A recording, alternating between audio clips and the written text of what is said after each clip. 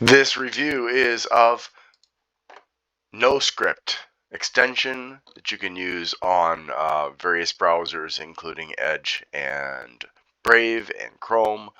The NoScript extension allows you to have control over which scripts on a website will run, and it's one of the most effective ones that I found. It gives a lot of power to people who want power. So if you are looking for NoScript, just type in NoScript, press enter on the Chrome Web Store, and be careful which one you choose. You're going to look for this one, this symbol here. Don't go for a similar symbol like this one. That's something different. And you can see here it says donate to Giorgio Maone, or however you say that. It's an Italian name. He's pretty good at English. I've communicated with him several times. His company is Hackademix, and he also has a couple of other websites for support for this app and so on and so forth. Anyways, so this app allows you to choose which websites will be allowed to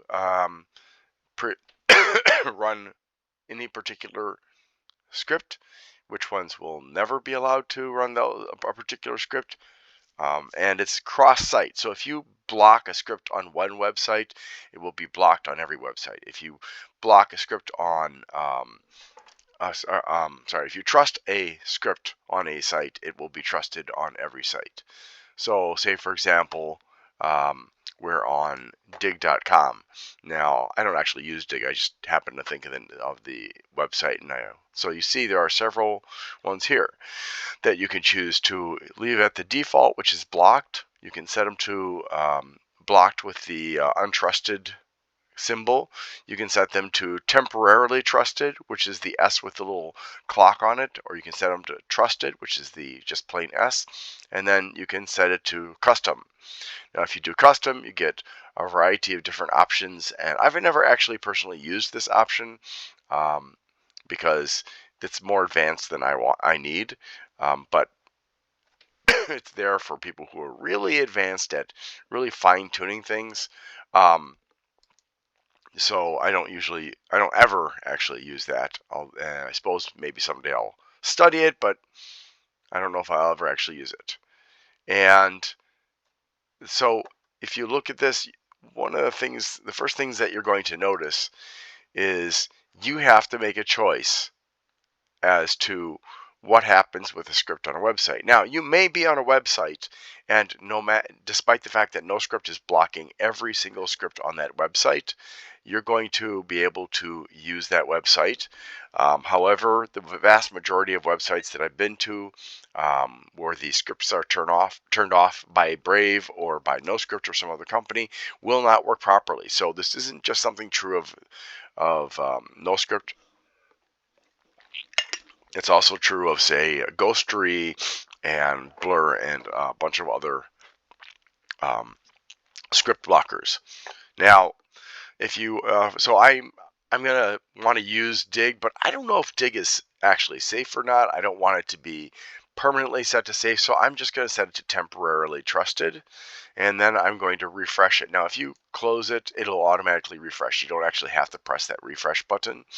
But generally speaking, if you're having problems with a website not functioning, and I see nothing obvious here that's not working other than the fact that there's no login, unless it's being hidden by the indicator for the screenshot or screensaver program or whatever you want to call it. I don't see a way to log in. And that may be because something is blocked by NoScript. It may be just because something else. But so this gives you a lot of power. And I personally recommend it. However, it does also require that you do some homework. Because if you're not familiar with websites and how hackers think and stuff like that, you may accidentally trust a website you shouldn't trust. And that's one of the nice things about why when you go to a website you've never been to, everything is automatically blocked except for stuff that you unblocked on other websites. Also keep in mind that when you're going to a website and you're having problems with it, you should look for one that says Cloudflare, but not just Cloudflare, but also there's going to be this weird random letters and numbers and stuff with that address, in which case most likely that is being used to protect the website from attacks, and you're going to want to trust that. As for things like, let's say, buy-sell ads, you don't want that. Chartbeat, you don't want that. I'm not sure about Datadog HQ. Google Tag Manager, Google Tag Manager, you don't want that. Served by buy-sell ads, you don't want that. So let's take a look at Datadog HQ. I'm kind of guessing it's not something I want, but I'm going to take a look. So it's going to give me some information. And then it gives me a link to different websites where I can have those websites evaluate Datadog HQ. So we'll start with McAfee, or McAfee, or however you want to say it. They think it's safe. They don't provide very much information. It's a content server. Then we'll try Google Safe Browser Diagnostic, which is also very, very minimalistic, and it says it's safe. Now we'll try URL Void Scan. And this provides a lot more information. We can see when it was registered, and that there are no detections, and we can't see this information here. And these are the engines that scanned it. The anti-malware engines that scanned it to make sure it's okay. So that provides a more detailed analysis as far as safety is concerned. Now we can go to Blacklight Real-Time Privacy Inspector. Now, I'm going to have to, I keep on forgetting, I just reinstalled my browser, so nothing is set to being trusted at this point in time. Alright, so something is strange. I'm going to turn that off. This site cannot be reached. Well, that's weird. Okay, so that's not functioning. Let's try a different one. VirusTotal. That's a pretty famous one. We'll have to trust it. And I know that if you see CAPTCHA or reCAPTCHA, you should trust that. And this one says that out of 97 anti-malware engines, none of them found any problems. You can also look at details and relations and the community comments and stuff like that. So for some reason, eTard gave it a -7. But basically, it's a safe website to go to according to these scans. And finally, Webmaster Tips Site Information. And again, I gotta make this. I don't use add this, so leave that alone.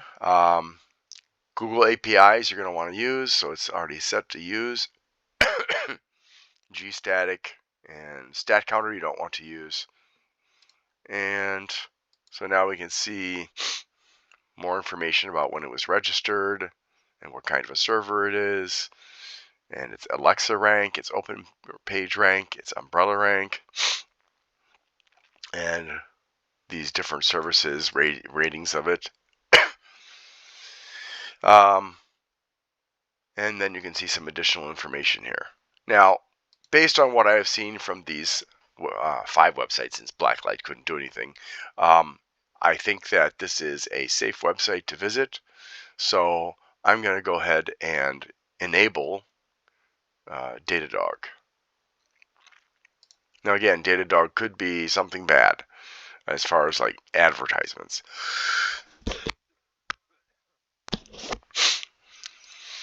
But I don't see any harm at this point in time, so I'll enable that. And it's just as simple as that.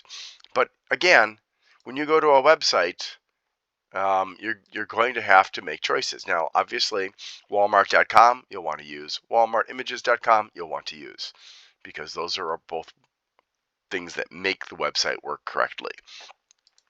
Let's see if I can find something a little bit more confusing.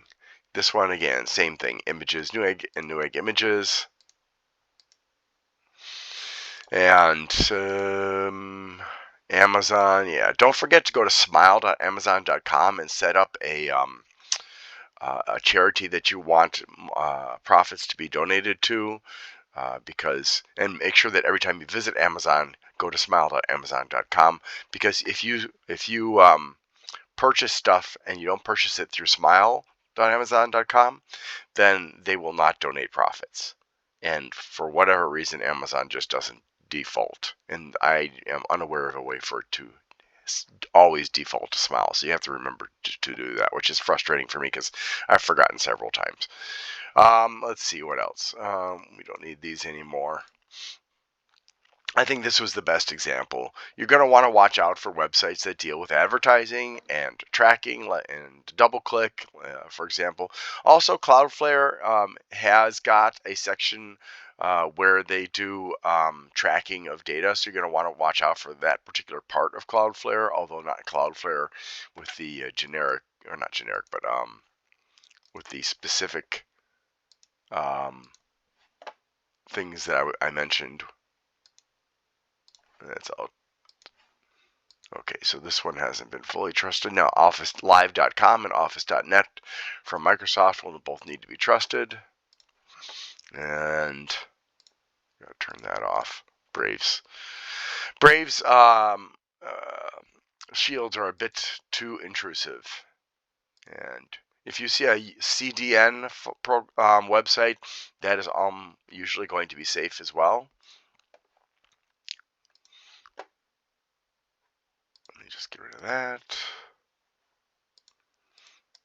And there we go. So Steemit and gstatic. So again, websites that have CDN or static are almost always safe to use.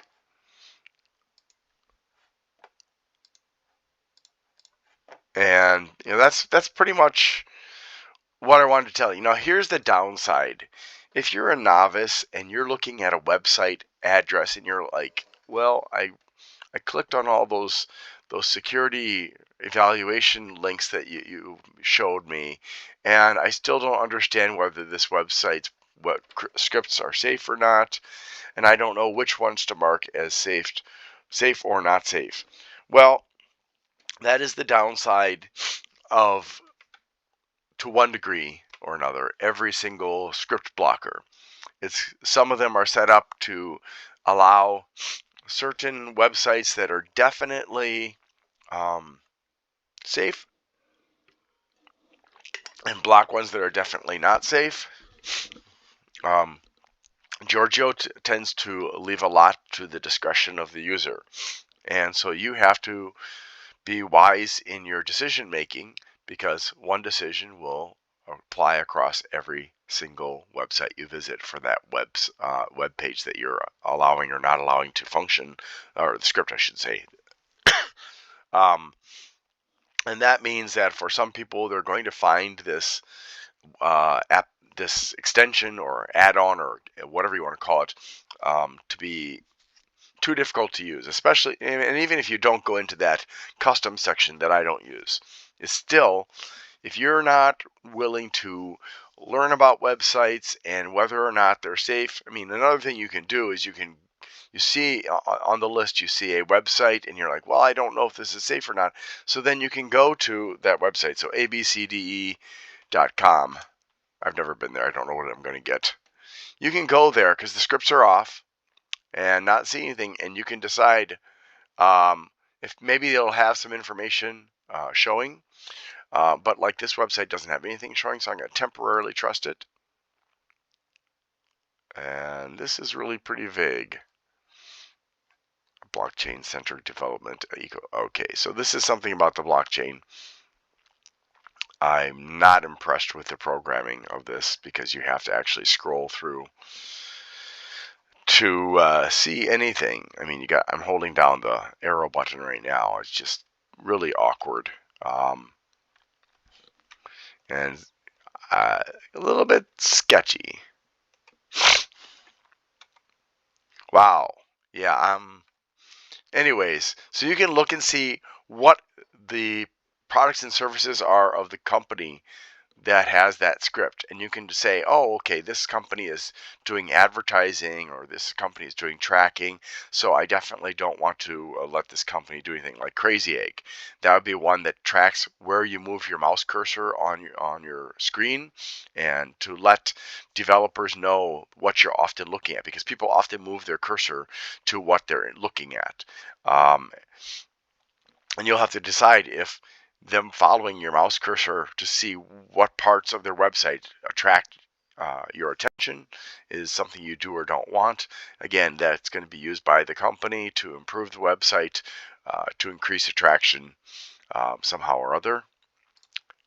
If you're looking for something simpler, there are simpler script blockers out there. Unfortunately, they are not all as good as this one is. And in addition to that, some of the ones that babysit for you and make all the decisions for you are not actually very good. There are even some out there that allow a great deal of malicious scripts to do things.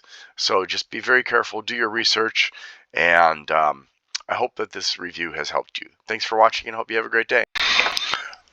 I almost forgot to tell you something important. This is not about NoScript in specific. However, it is important that you do it for any extensions like NoScript.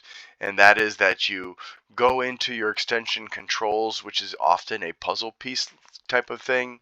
You go to to things like NoScript, and you make sure to pin it to this bar, because if you don't have it pinned, it doesn't show up here, so you can't tell when it's blocking scripts, and then you have to go in here and click it, and it's just awkward. So any websites where you're going to any extensions where you're going to have to interact with it, make sure to pin it to the bar up here, or wherever the bar is, or however those extensions are listed, just to help you.